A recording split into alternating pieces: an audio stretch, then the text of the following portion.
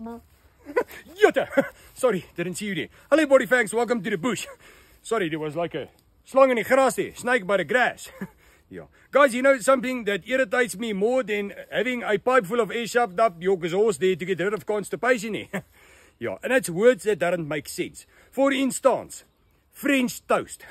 It's got absolutely bog roll to do with the French people. Okay, it's toast met eier in it. Okay, there's no sticky bologna on top of it.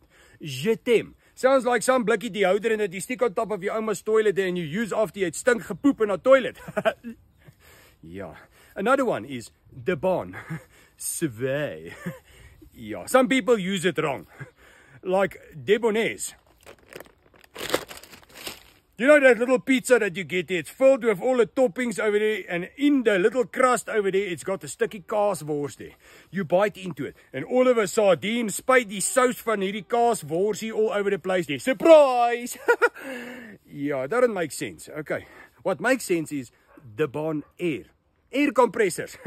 Sit bietjie lug in jou pype daar. Ja, excellent service, bloody amazing air compressors. Check them out.